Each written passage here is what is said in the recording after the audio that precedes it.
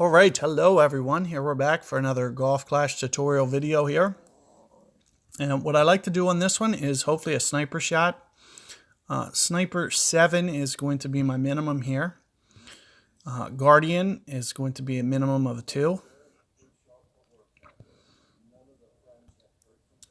Similarly, because of backspin purposes, Hammerhead, we're going to be looking at a 4, and Cat can be a Cat 1.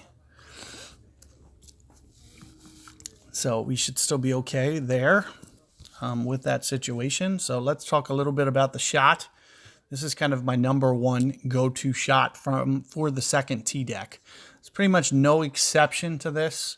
Let me make sure that I get the right spot of the hill. I believe it's this part of the upslope right here. That's what it looks like. Use your ball guide to confirm this, but what I typically like to do is bounce 1 here, 2 here, 3 on the other side, and then it just kind of trickles down with the sniper is what's ideal. Now, pretty much universally, I'm going to play it this way no matter what the wind is. There's pretty much no exception at this point from the second tee box. Third tee box, it's going to be a different shot for me, and the first tee box is also a different shot. But this is pretty much the way that I'm always going to do it from this point. Hopefully I have that sniper because that ball guide really is favorable to be able to see to set your backspin the way that you want it. And let's talk about that real briefly here.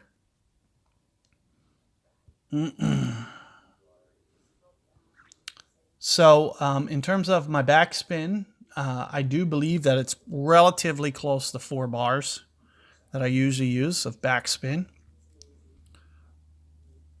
So what you'll usually like to see, especially on Sniper 8 or 7, whatever, you'll be able to see that ball guide rolling down towards the hole. That's exactly what you typically want to see when you're setting up.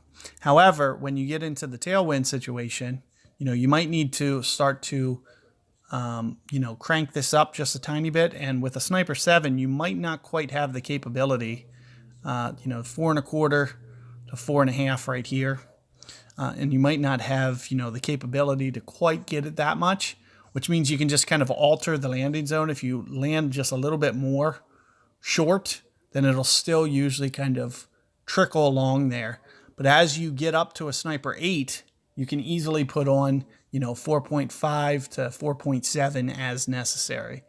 This could be as much, if it gets a little bit higher, almost 5 bars there can be favorable.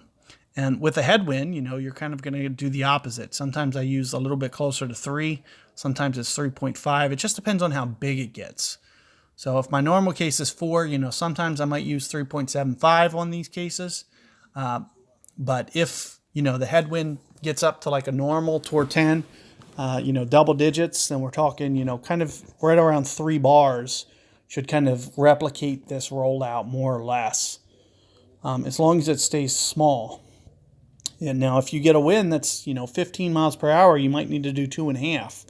So it's really just going to kind of be dependent upon how strong that wind you get is. And let's talk a little bit about the winds here. Head, side, and tail. So with the side wind case, I usually play max. Pretty much spot up. Similarly with the tailwind case, these are pretty much max for the most part. Maybe I'll just go minus 5%. Very, very subtle, but, not even enough that, I need to even really contemplate writing it down. And for the headwind, if it's a small one, maybe we'll use plus 10% to definitely as much as plus 20%. You could potentially start maxing out the club. And you do want to just kind of hit this upslope here. Make sure that you hit that spot. And it's the person that plays the wind effect best is, anytime that you hit upslopes like this, it's going to come down to wind effect because your you won't be able to just leave the ball guide like this.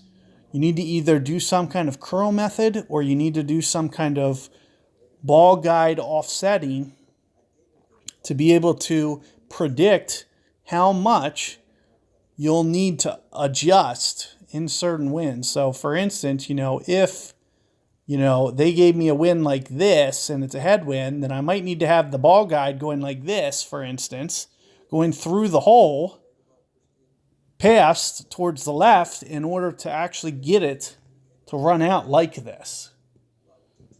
So, and that's where that whole 3 will come in. Because when you actually set up and see the shot, your 3 backspin looks like it'll be running through the hole. However, once the wind actually affects it, it will actually, come much more close to what it should be. So hopefully you guys found this tutorial beneficial. Feel free to check out all my other videos and catch you guys on the next one.